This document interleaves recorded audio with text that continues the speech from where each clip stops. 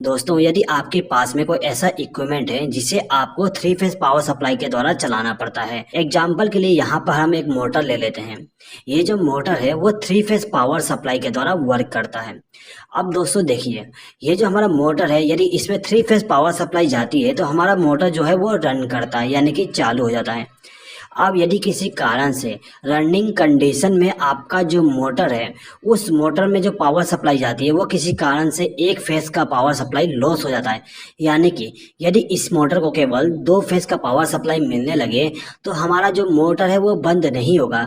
उस कंडीशन में हमारा मोटर तो वर्क करेगा, लेकिन हमारा जो मोटर है वो हार्मिंग साउंड करने लगेगा और धीरे धीरे जो मोटर है वो गर्म होने लगता है और कुछ देर बाद हमारा जो मोटर है वो जल भी सकता है। तो दोस्तों, यदि हमें इस मोटर को या फिर कोई इक्विपमेंट जो हम यूज़ कर रहे हैं उसको हमें सिंगल फेज के द्वारा प्रोटेक्शन देना है, तो उसके लिए हम सिंगल फेज प्रिवेंटर का इस्तेमाल करते हैं। तो दोस्तों, आई होप कि आपको समझ में आ गया होगा कि सिंगल फेज प्रिवेंटर क्या होता है।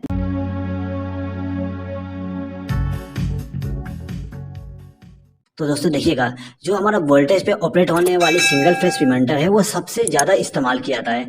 आपने आपके कंपनी में भी देखे होंगे कि इसका इस्तेमाल किया जा रहा होगा। दोस्तों, ये जो हमारा सिंगल फेज प्रिवेंटर होता है उसको हमें यदि किसी मोटर के प्रोडक्शन के लिए इस्तेमाल करना है तो आप यहाँ पे सर्किट डायग्राम देख सकते हैं।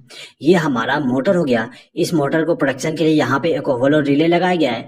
इसको चालू और बंद करने के लिए कॉन्टेक्टर और बैकअप के लिए यहाँ पे एक फ्यूज लगाया गया है और यहाँ पे एक एमसीबी फिर आप स्विच कह सकते हैं।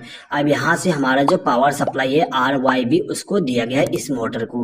अब दोस्तों देखिए, यदि हमें इस मोटर को चलाना है तो हम इस कॉन्टेक्टर को चालू और बंद करते हैं। अब इस कॉन्टेक्टर को चालू और बंद करने के लिए यहाँ पे ड्यूअल स्टार्टर बनाया गया है।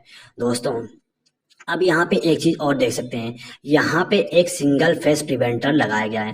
अब ये जो हमारा सिंगल फेस प्रिवेंटर होता है इसका कनेक्शन बहुत ही आसान होता है। आपको क्या करना होता है कि यहाँ पे जो आप देख रहे हैं 1 नंबर 2 नंबर 3 नंबर टर्मिनल, इन टर्मिनल पे आपको फेस सप्लाई को कनेक्ट करना होता है। यानी कि 1 नंबर टर्मिनल पे हम R फेस को कनेक्ट करेंगे, 2 नंबर टर्मिनल पे Y फेस को और तीसरे नंबर टर्मिनल पे हम B फेस को कनेक्ट कर देते हैं। तो जिससे क्या होता है, हमारा जो सिंगल फेस प्रिवेंटर है उसको इनपुट पावर सप्लाई मिल जाता है।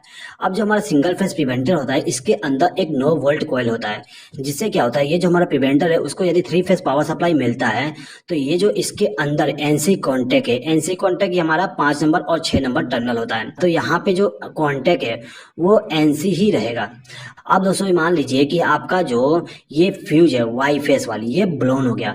अब जैसे ये फ्यूज ब्लोन होगा तो क्या होगा, यहाँ से जो 3 फेस पावर सप्लाई फ्लो हो रही थी मोटर के लिए उसमें से केवल 2 फेस मोटर को जाएगा, यानी कि आर फेस और बी फेस मोटर को जाएगा और वाई फेस यहाँ पे नहीं मिलेगा। तो इस कंडीशन में क्या होगा, हमारा जो सिंगल फेस प्रिवेंटर है वो सेंस करेगा और वो क्या करता है, यहाँ पे जो एनसी कॉन्टेक्ट है उसको ओपन कर देता है, यानी कि यहाँ से पावर सप्लाई जो जा रही थी वो जाना बंद हो जाएगी। जिससे क्या होता है, हमारा जो कंट्रोल वायरिंग है उसमें पावर सप्लाई फ्लो होना बंद हो जाएगा और जो कॉन्टेक्टर का कॉइल होता है ये वाली, इसमें पावर सप्लाई नहीं मिलेगा, जिससे हमारा जो कॉन्टेक्टर है वो ऑफ हो जाएगी और इसके ऑफ होने से हमारा मोटर जो है वो बंद हो जाती है। अब दोस्तों देखिए, यदि हमें सिंगल फेस प्रिवेंटर का कनेक्शन करना है यानी कि कंट्रोल वायरिंग करना है तो हम सिंपल करते हैं। तो दोस्तों यहाँ पे हमें क्या करना होता है, सिंपली इस प्रिवेंटर का जो एनसी कॉन्टेक्ट होता है उसको स्टॉप पुश बटन के सीरीज में कनेक्ट करना होता है। अब यदि आप स्टार डेल्टा स्टार्टर का भी उपयोग करें तो वहां पे भी आपको केवल इस प्रिवेंटर का जो एनसी कॉन्टेक्ट है उसको स्टॉप पुश बटन के सीरीज में कनेक्ट करना होता है।